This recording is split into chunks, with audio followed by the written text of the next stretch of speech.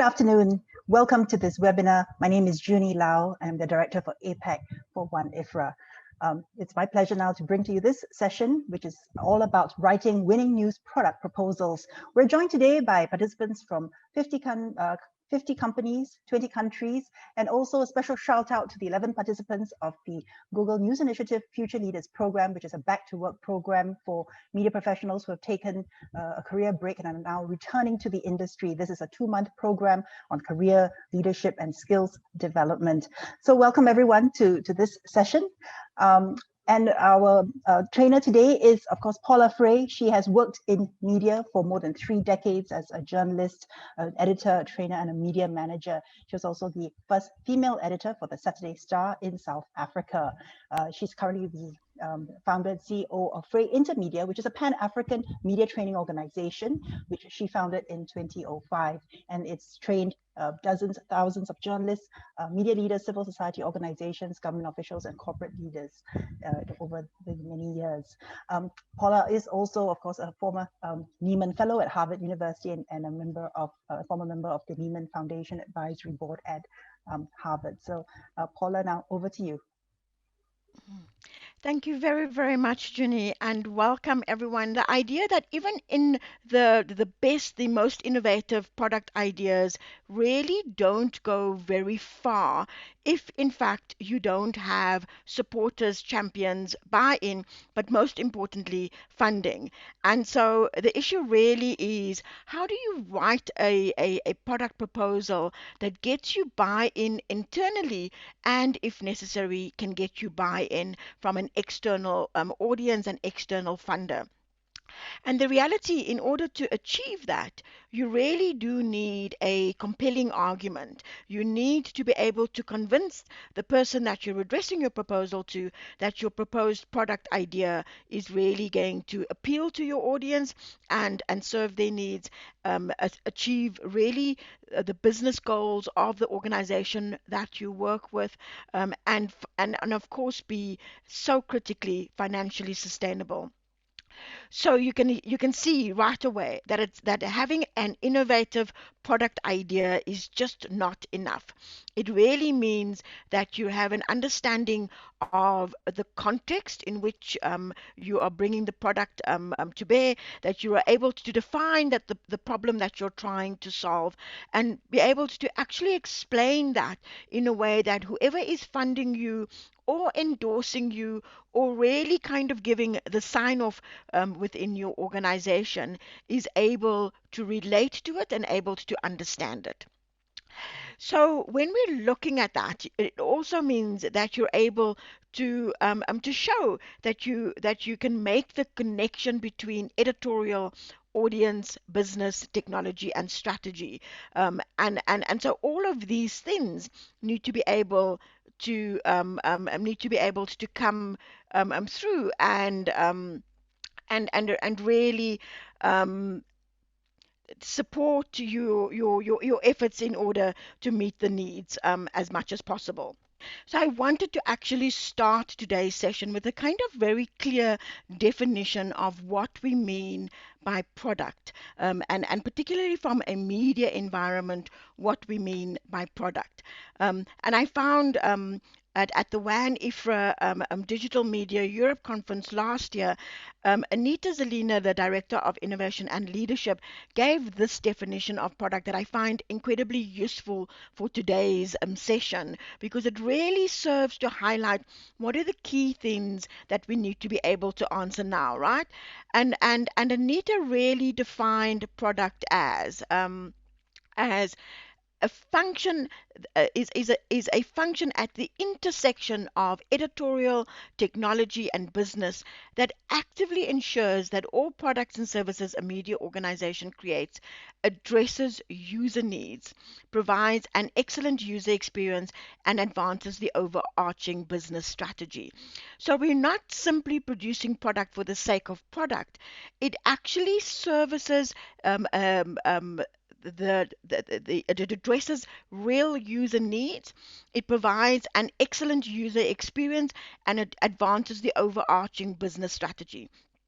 So if we're trying to think about, what does it mean to actually engage, to engage the person who's looking at our product proposal and convincing them of the need for our product, then really we need to be asking ourselves, does it create does it actually serve address a user need?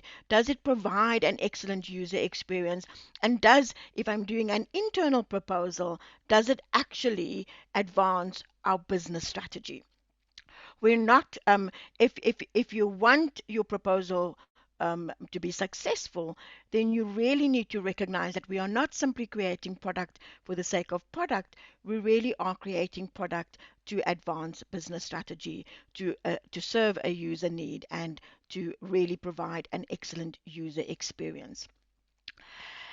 So why is product so important right now? Well, one of the things that has really happened around the pandemic is that COVID-19 has accelerated product thinking, right? Just consider your own experience.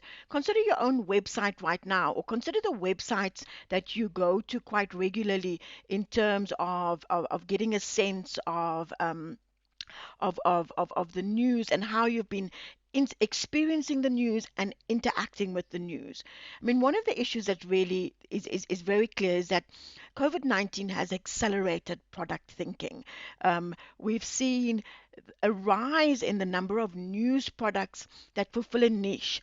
And so, for example, consider all of the new programming, development around COVID-19, the very specific news sites that have been created in order to fulfill a need to find out about the pandemic. Consider how data journalism has been used to create product that really tracks the virus. Consider how we've been using mapping to map the virus and its impact across our country, across the globe, just generally how we've used applications to really map the impact of the pandemic, to be able to keep track of the pandemic. Think of all of the apps on your phone, just something as simple as, keeping track of whether the people that you've been interacting with actually have been exposed to the virus or not. And consider how a lot of media have actually created product to support local businesses at a time when lockdowns have been really difficult for financially for local businesses, or even how there's been a rise in the kind of outreaches of that where journalists are engaging with audiences on platforms like this, right? All of those are actually products, and they've all been really pushed out there by a pandemic that has accelerated our shift to online and accelerated our shift to consuming news on online platforms. And then when you really think about the process of how our world has shifted, we really know that the financial impact for those of us who are still shifting from print to online, trying to find business models that pay from online. Some of us still have a very, very strong advertising base, but there's a shift from advertising towards more reader revenue products. Um, and and and what we're finding is that particularly when it comes to long form journalism, investigative journalism, or journalism that requires more investment, that is more resource heavy, that we're finding a rise in donor funded journalism. All of this means that there is in the public space for funding, for grant making, in the space where we're really trying to convince even advertisers to consider a new product that we want to develop, that there's a lot more competition. And so increasingly what we are needing to look at is how in this new environment do we think of product development and what our concept of product is. I want to just clarify that do believe that a story, a series of stories, a long form stories, a narrative, investigation, solutions journalism, all of that is also product and certainly worthy of writing proposals for. But very often that if you're going to make a huge investment writing up a proposal, it will be a more comprehensive product that really often requires a team, and often requires additional resources. But when you are writing, when you are thinking product, when you are thinking of writing a proposal in order to get funding for a product, it really starts off, quite frankly, by putting the audience first, by making sure that we really do understand why we are creating a product and what the need is that the product is actually going to fulfill. Um, it's no use creating a product that actually doesn't apologies, doesn't fulfill a need, doesn't actually add value to the site, to the organization, and certainly to the day that the audience is engaged in. So I like proposal writing. I like reading proposals because to me, a good proposal is like a good story. It really has all the elements of a good story. It is targeted at the audience. It is well researched. It has a very strong hypothesis. It has clarity in what it's trying to get across. It's written logically. It doesn't jump from issue to issue, but it really unfolds so that the reader is engaged right up until the end when you give them the budget and your call to action or your ask. It's clearly presented and critically it meets a deadline. When you are writing a proposal in response to a call to action, it's quite important to make sure that you meet the very basic criteria of the call to action, um, in the sense that you want to make sure that if you're responding to a call for funding, that you do the basics in terms of meeting the deadline, meeting the criteria, meeting the basic information that is needed by the person who's making the call. So when we when we are writing a proposal, when we are thinking of product development, it really is about, what is the need we're trying to solve? So I want to just take a moment here because I know that there are quite a number of senior editors to really talk about the resistance to seeing news as product. As an older journalist myself, I have had to overcome the breaking downs of the walls between finance, advertising, marketing, and newsroom. And even then, the idea of news as product still sits uncomfortably with me. Um, but the reality is that product management is journalism. If we want to engage with audience around the news in this day and age, then we need to recognize that the way people are consuming news really is firstly multi-platform.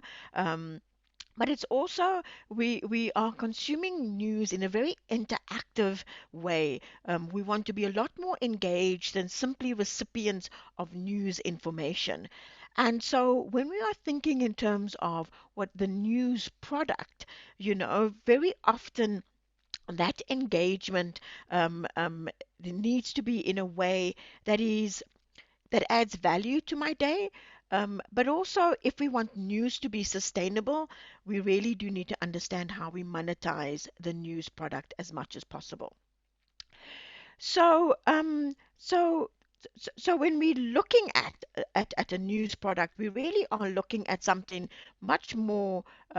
And yes, sometimes it can be just a very comprehensive story, or series of stories, but products, really are items that need refinement, they need maintenance, they need marketing, they need review. They are a lot more.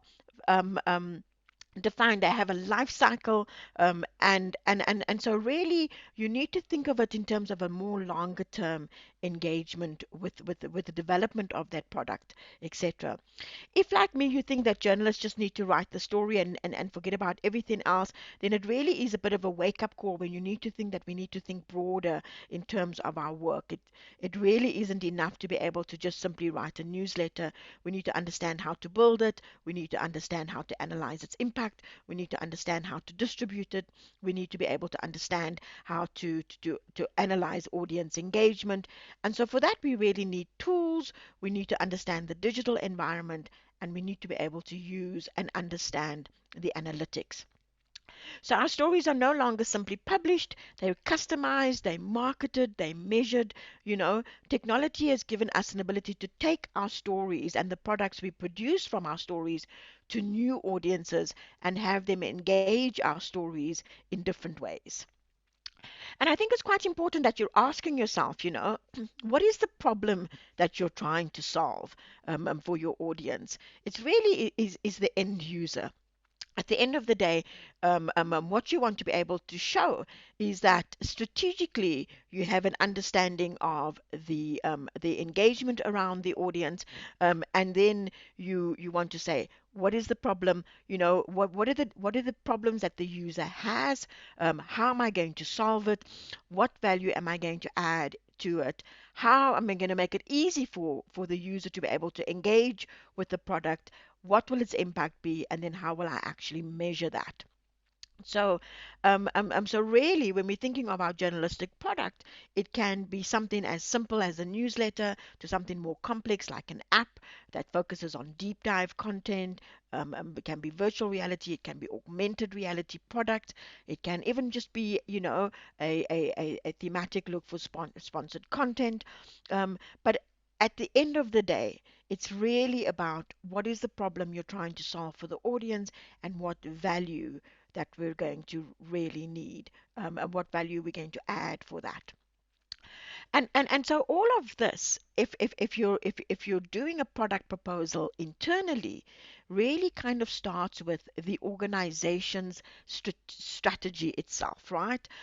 When we're thinking about what value do we ask, do we add to the organization, it really is about what the organization's strategy is, and how we add value to that by basically kind of producing products that fall in line with that overarching strategy. So, the very, very, let's get down to the actual thought of writing the proposal for internal consumption, writing the proposal for external consumption, and what that really means to you. I think for me, the very starting point is for you to do some real research in terms of what kind of, if you're looking at it internally, is to look at who the critical people are that you need to convince, in order to support and fund your proposal, and to make sure that in approaching those people that you also have some buy-in from your immediate line managers, from your team, from the people around you. When you are looking at making a proposal, I mean, I think the starting point is really thinking about, when is the best time to actually present this proposal. If you're doing it internally, there's not going to be a call for proposal, there's not going to be a request for submissions. There might be, but more often than not, you're going to have to proactively actually make a submission. So if you're making an internal submission, there are a couple of things that I want you to be sure that you're thinking about. You know, do you have an understanding of what your organization is trying to achieve and what your organizational vision, mission, and values are? if you're a non-profit organization that has a very, very different feel and demand than if you're a media organization with a profit motive. If you have a profit motive, then you really need to be asking yourself, what financial benefits will this bring? How am I going to monetize it? And if I can't monetize it, how does it lend itself to the organization being able to monetize or to create financial sustainability around the product I am producing? And so it's really about kind of identifying and making sure that you have a really good understanding of your own organization's demands and needs, and that it is aligned to the organizational strategy. Um, and again, if you're making a proposal, it's really important that you understand what the question is, what the problem is that you are solving. What is the needs that you're actually meeting? Are you solving a known or an unknown question? Sometimes and sometimes readers, users don't actually know what they need. Sometimes the best products that we develop are not necessarily ones that come explicitly from focus groups or from reader demand. I mean, we very often say go out and ask your audience what they want, but the reality is that sometimes people don't know what they want until you can identify what the issues are that they're actually having, and then think about how you're going to solve those problems. Um, the other thing is that it's no use going internally to request support or funding if, in fact, the resource needs far outstrip what your organization is able to achieve. And so you need to ask yourself, do I want to develop the entire product? Do I want to develop a prototype? Do I want to have a longer term vision of product development so that at the very beginning, what I'm trying to get from an internal review is to get a sign off and an agreement to begin to look at the product. Can you develop a product map, right? I mean, if you really are looking at the product development process, can you ask yourself, um, knowing the difference between developing a prototype, developing the final product, or developing a product that leads to a bigger a program, really allows you to set the expectations. And so it helps you to create smart objectives, you know, objectives that are simple, measurable, achievable, realistic, but also time bound. Nobody's going to give you a sign off to go off and spend time just tinkering without a sense that they'll be able to get a product at some point, and in some ways. So when you are thinking about, creating a new product internally, you really need to consider the life cycle of that product, the conception of the idea, the planning of the idea, the development of the idea, the testing of the idea, the launch, the assessment of success, whether or not the product actually is user friendly, the ability of the to be agile, right? The ability to be able to very, very quickly change direction if you recognize that the product doesn't necessarily meet your expectations or generate user engagement as much as you wanted. So you really need to have an agility or flexibility that allows you to cope with ongoing changes as you want. When you are looking at internal support, it really does kind of help to think about it in terms of a change management process. That if you're going to want to recommend a product internally, that you're really also making sure that you have on board internal champions, people who can support the process, that you identify early wins in the process, that you create an appetite to keep going as much as possible. So, so I think that's really, really important. And you'll see that a number of products that are really successful today didn't necessarily start out in their final form.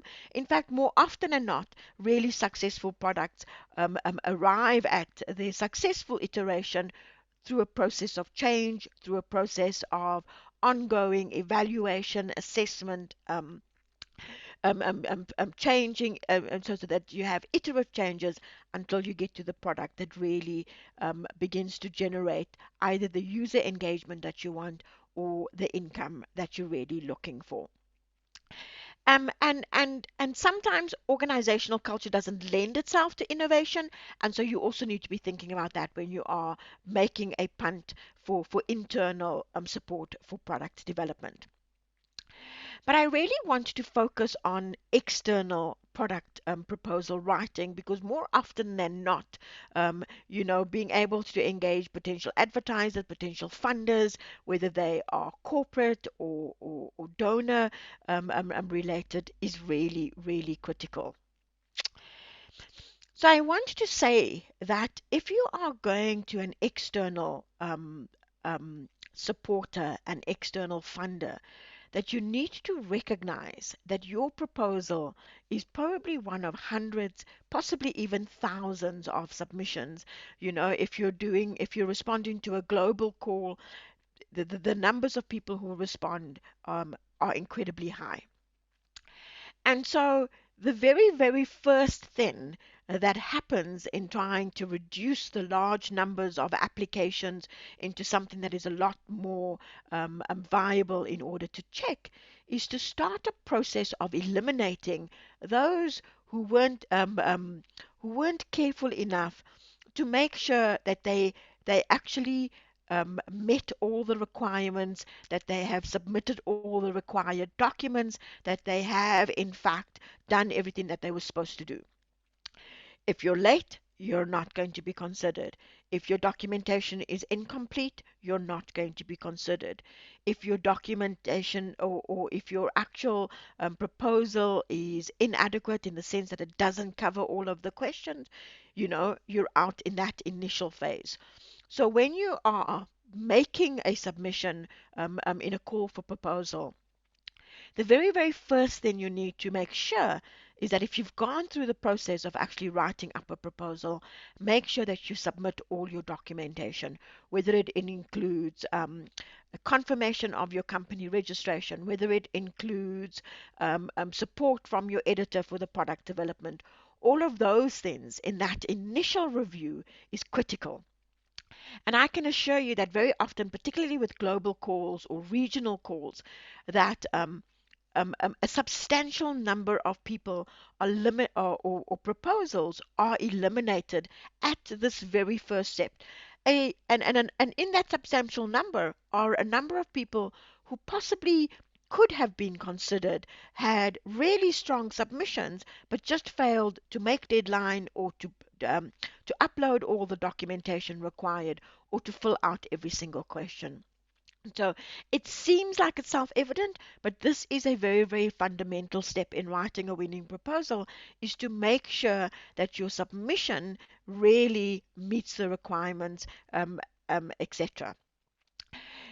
When I also talk about meeting the requirement, it's really important for you to be able to identify if there are particular issues. For example, I often look at proposals that are submitted to an organization that funds women journalists, right? And so it's quite evident. It doesn't have to be that you are female, but you need to have a team that is more than 50% female, and the team leader needs to be female. So if you don't meet that criteria, you know, um, um, you're applying for something that you obviously can't be considered for. If the criteria is to produce product targeted at young people, then you need to make sure that in fact you meet that requirement. If the criteria is a specific thematic focus area, whether it's water, climate change, health, etc., it doesn't mean that you can't, for a health publication, not look at issues of climate change, but you need to argue quite strongly that, in fact, climate change has health impacts and be able to show the person why, in fact, you think that those things might really matter. So step number one is really to make sure that if you're making a proposal, A, that you meet the criteria, B, that your actual submission really has all the documentation, all of the issues really needed for it.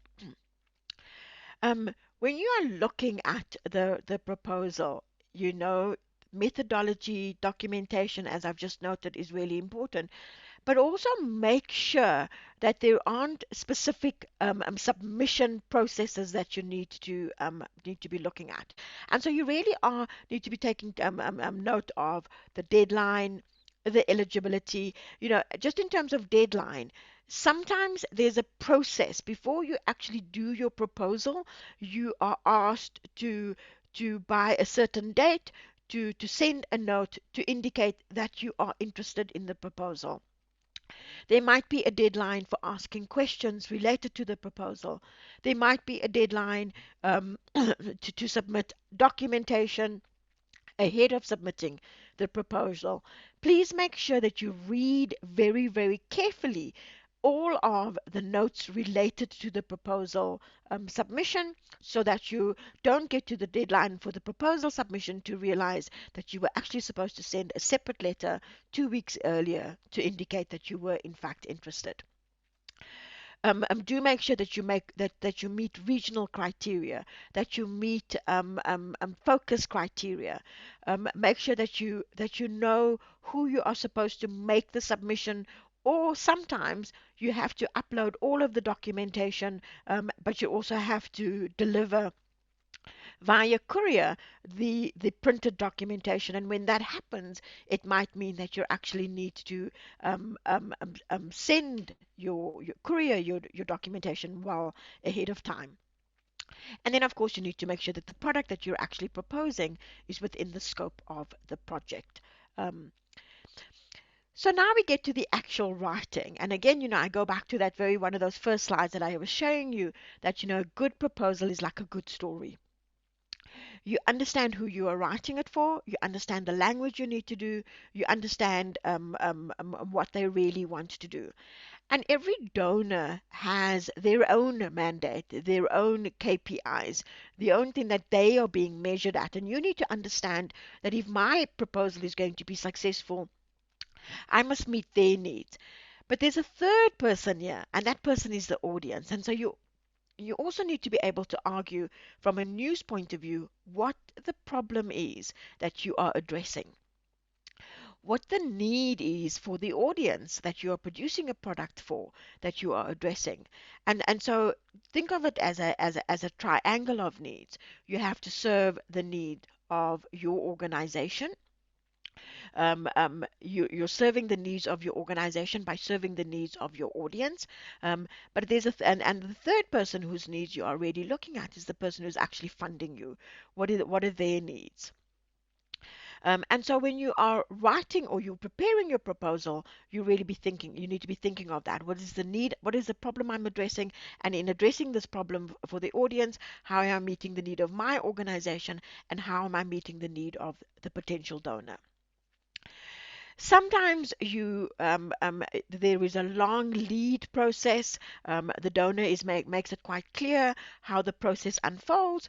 And in those long lead processes, you cannot be submitting a time-bound product. For example, if you are wanting to create a product around an upcoming event that's going to happen in a month or so, you cannot really submit a proposal to an organization that is going to take 2 or 3 months to actually go through the proposals and make a decision on funding. So have an idea of your timelines, have an idea of the donors' timelines, etc. The other thing is really just like writing a story, is to understand the needs of the reader. You cannot assume that the person who's reading the proposal, who is making a decision about the proposal, has an intimate understanding of your issue or your context.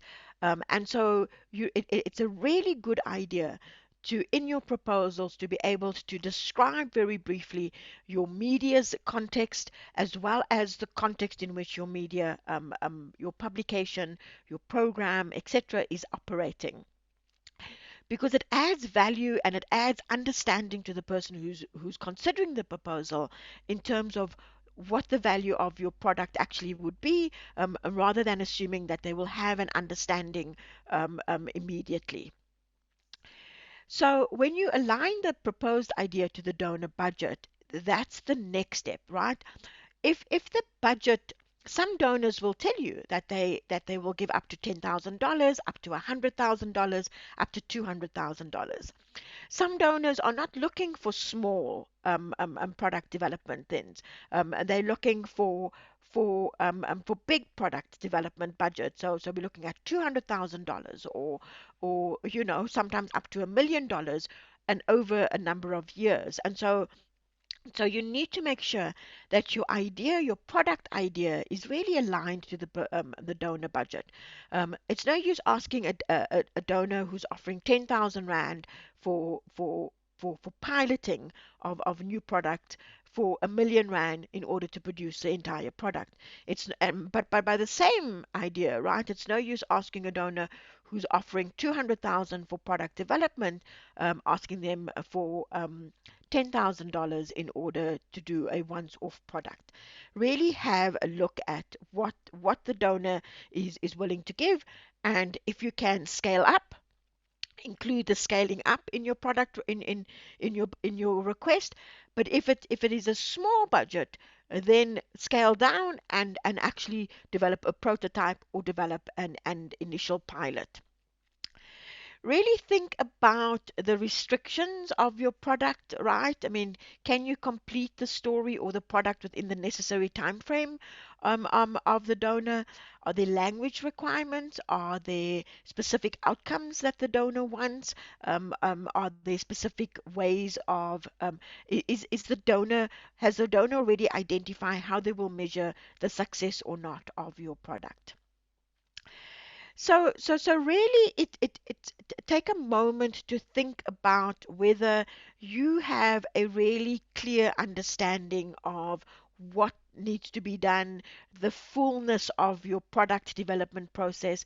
Do you need, as a journalist or as an editor, to put together a product team that goes beyond just the idea of the product, but also do you need someone who understands the technology, the development process?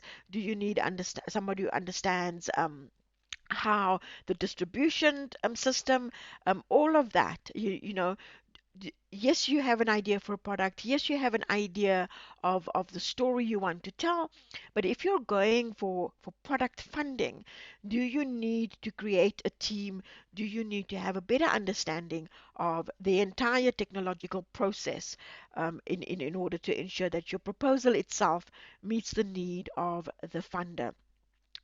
I think it's quite important for journalists, for editors, to begin to understand the language of technology, to begin to understand the possibilities that technology gives us for our story development, for our product development. But at the same time, if you don't understand it, make sure that you're talking to people who do. Make sure that you understand that you're talking to people who really understand how data journalism works, who understands who understands how the product can be explored and actually grown if possible. So, in all of that, whether you're writing an application for a grant, in order to tell a particular kind of story, maybe long form journalism, maybe solutions journalism, maybe just investigative journalism, or whether you're actually trying to develop a product that has a longer life, a longer has a development process that will happen over a period of time. You really want to think about what are the common mistakes that you need to be able to avoid. And for me, a lot of these mistakes have come up. I've identified it when I've been reading through proposals or been on a panel where we've made some final decisions around funding. And notwithstanding a misalignment between what the funder is making a call for or what the funder wants to support and your actual proposal, there are a couple of things that come up quite often. And really, one of the first things is not thinking through the process of the product development or even the story development process, not thinking through the process sufficiently in order to identify and mitigate potential risks, potential challenges, etc. Um, and so not having a real product roadmap, right? Even when we're doing a straightforward grant for a story or an investigative story, not doing some basic homework to identify what the challenges in your investigative process might be, what you need to mitigate, what the risks are, having a plan B or a plan C in case things go wrong.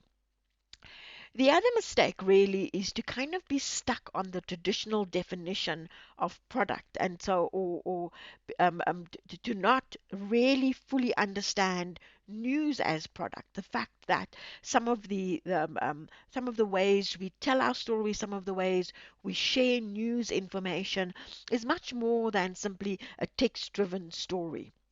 Um, if you're looking for someone to fund you, you cannot ask them for funding for same old, same old. It must be different. It must be special. It must be innovative. It must be unique, right? There really does need to be a reason why somebody would think that your proposal is better than somebody else's proposal. And so being able to actually generate something that is innovative, that is different, that brings something fresh onto the news landscape is really important. You won't believe how many times I've seen proposals for things that really should be part of the day-to-day news gathering process, the day-to-day news production process, that and doesn't really kind of argue for specific funding or specific support. Sometimes the proposal also doesn't have proper follow through. There's an idea, but there's not enough in the proposal to really justify the idea or to really support why the idea works, um, or why the idea is worth funding. So make sure that in the problem development, in identifying the problem that you're going to solve, in identifying how you're going to solve the problem, in identifying particular issues that might come up with your product, in identifying how you're going to actually launch the product, promote it, that you also have an idea of the agility, the ability to change plan, the ability to be able to say to the funder that you've actually thought this through, you've done a bit of risk assessment, you've done a bit of forward thinking, and that there's an ability to follow through all the way to the end. And all of that also includes the process of this is how you're going to measure impact. Yes, I'm asking you to invest money in my idea, in my product, in my news story, etc. But this is how we're going to measure impact. This is what we're going to regard as success or not. Don't think of measurement or evaluation, monitoring and evaluation as simply being a way to tick off your boxes that in fact you've achieved what you needed to achieve. Very often the donor is also looking, or the person who needs to fund that is looking at the M&E to see what your outcomes are and whether your outcomes actually lead to impact. You know, it's one thing to tell a story, it's quite another thing for that story to be able to help the end user to make decisions. So for example, if I'm looking at data journalism and I'm looking at a data-driven mapping app that really shows me where COVID is in my city. Yes, it's a news product. Yes, I'm being told a story. I'm being told how COVID is unfolding. But it also, the impact is that I can make as a user, as a reader, decisions, evidence-based decisions about whether or not I'm going out or whether I'm doing things, etc. And so when you're thinking of your M&E, it's also another way for the funder to also look and see that you've actually thought through this product proposal and you have a real sense of what you're going to add. I've seen, because I sometimes sit on a number of panels, I've seen people have a template, and every time somebody wants to make a proposal, or every time there's a call for proposals, you see the same that you see the same proposal come up, and there's just a cut and paste of ideas and theories, etc. So I think it's really, really important. Yes, you can have, and it's really useful that if you know what your organization is trying to achieve, that you know what kind of proposals you're going to respond to, you know what kind of items you're actually going to deal with. But don't have a shotgun approach. Don't cut and paste. Don't use the same proposal to a variety of potential funders. Be really, really targeted. Be really targeted and be very thoughtful of your idea. If necessary, have a full brainstorming session with like-minded people to really think about what the funder is asking for, what you want to propose. So don't send generic submission to everyone with a cut and paste of the donor's name. Don't make it too short. Very often donors will say how long your proposal actually needs to be, but don't make it too short. If it's too short, you can't make a persuasive case, and you really do want to make a persuasive case. I've got two more mistakes I've seen quite often, and then I'll open up for some questions. But I think one of the things that really, um, if I'm going to invest funding, if I'm going to support a product, if I'm going to, I really want you to argue and to show quite clearly why I should be investing my money in your product, why, what the impact is that you're going to be able to show, right? So you really do need to do that. But also, do your research. Do your research not only in terms of your own product development, but also do your research in terms of the funder. What is the funder's mandate? What is the funder trying to achieve? Make sure that you have a very clear understanding of what those issues are that they are trying to address, and how you're actually going to address those issues. I want to go back to the very, very beginning. When you are writing a proposal, you really want to have a situation analysis, an understanding of what the problem is that you're trying to solve, and then in your situation analysis, in your background, in your context for your proposal, is to make sure that you highlight that quite clearly. And then there needs to be a logical flow from your initial situation analysis, right, to your strategic objectives that you're actually arguing for, to the actual product that you're going to develop, how you're going to develop, what that product is going to achieve, and how that product is actually going to support your work, right through to the process of measuring the impact of it, marketing that product, distributing that product, making sure that the user actually engages with it.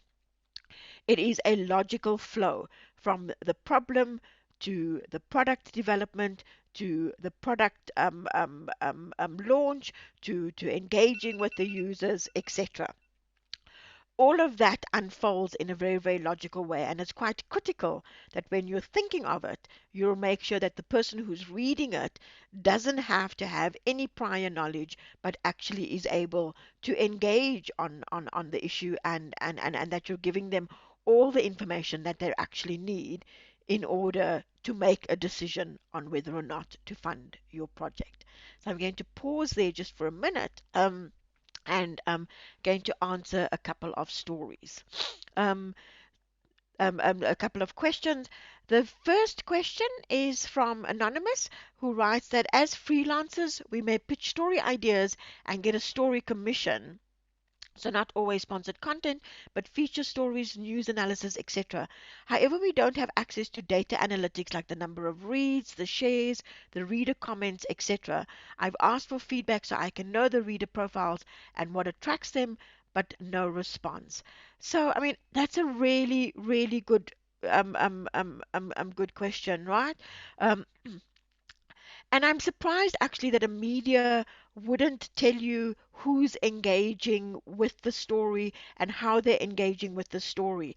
I think if there are editors on today, I mean, one of the things, and this actually comes also from WAN-IFRA research, it's not enough to have data analytics. It's not enough to know where users are going, what products they're engaging with, how they're engaging with those products. You need to be able to use those analytics to inform your product development, to inform the way you actually engage with your users, to inform even the story, your diary generation, etc.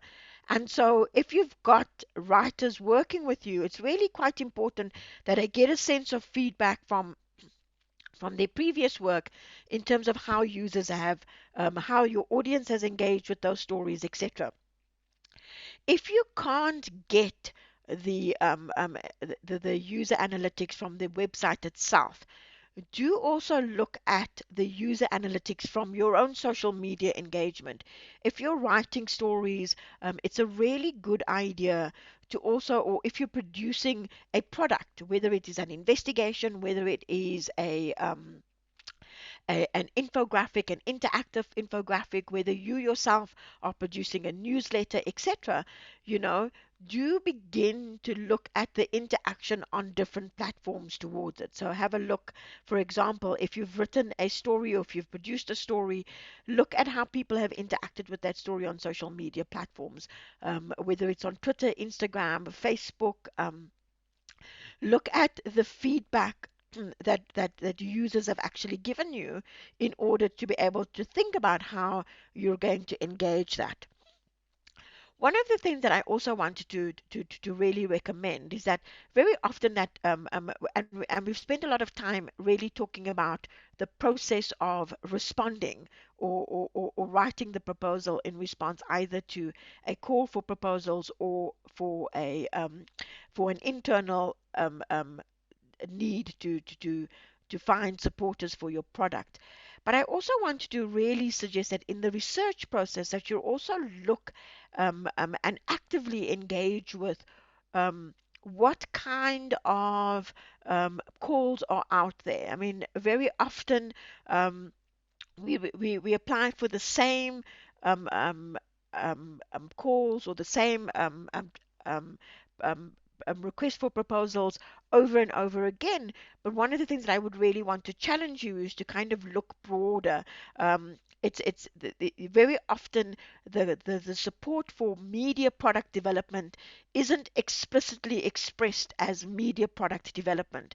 It might be a UN agency asking for ways to engage people in your in your geographic area around a particular issue, and to be able to then generate a product that can meet both their needs but also the needs of your users. So it might be a UN agency, it might be an advertiser, to be able to develop a product for an advertiser, or that can be potentially funded by advertisers.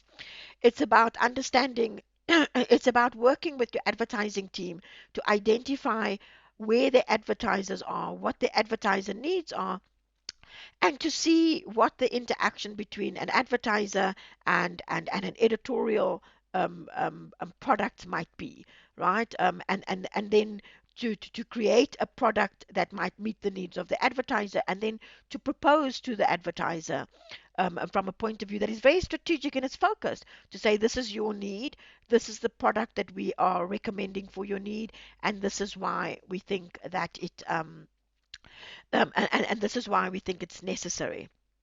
So, so don't think of writing proposals simply from a point of view of a big organization asking for proposals for funding. Really be quite proactive in identifying who are what is the advertising pool in your country? What are the potential products that you can develop for your advertising pool? What are the NGO needs, the non-government organization needs in your organization? How could you work with them to develop products that serve both a need for your audience as well as serve their mandate? And so your products can be have a news focus, but they could also be meeting maybe a social justice need, etc. We have another question, which is from your own experience, which is easier to do, to convince internal stakeholders or external funders? And it depends on, it depends, I think the easiest, um, um, the best way, or the most successful proposals are the ones where you have a relationship with the person that you're going to make the proposal to, that you have a very clear, and so even if it's an external one, right, if you're going to an external organization, the fact that your organization has a profile, the fact that your organization is already known by by the funder, that might make them more willing to actually consider a difficult ask that you might be making.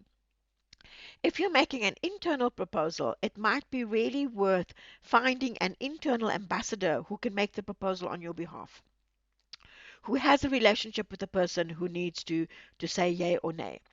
And so when you are advocating for a product, or for a product to be funded, for a product to be resourced, when you're asking for funding, it the most successful, or your chances of success, and I suppose this really answers the question of what is a winning proposal.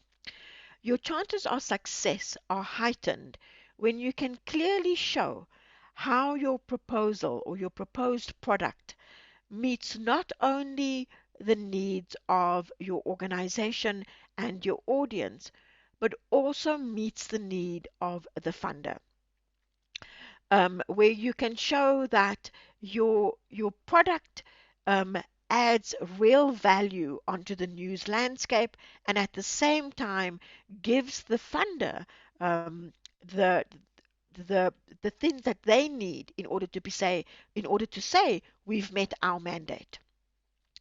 If those three are aligned, if your news product actually meets a need for your user, and your news product meets the need for your organization, and if there's an external funder meets the need of the funder, then it's more likely to actually be successful.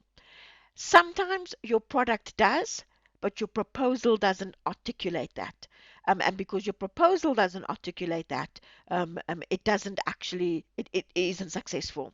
So you need to ask yourself, am I assuming too much knowledge of the person who's actually reading this proposal?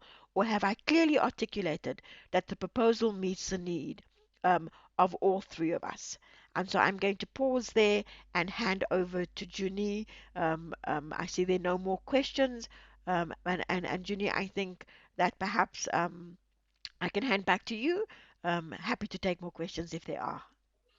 Thank you so much, Paula, for that really interesting and full point-packed, very informational session on product proposals. The reminder, it's all about storytelling. It's also about that reminder about refining constantly products, marketing, maintenance, continually reinventing products as well. All these things need to go into the proposal. Also, not to come up with just a generic proposal and changing the name of the the funder on it. So thanks so much for all those great points. We were joined today by folks from so many countries: Australia, Denmark, Fiji, Cambodia, Germany, Hong Kong, India, Indonesia, Malaysia, Myanmar, Singapore, Taiwan, Philippines, UK, Vietnam. So thank you all for joining this session. It has been brought to you by the Google News Initiative. Thanks, Google, for making this session possible.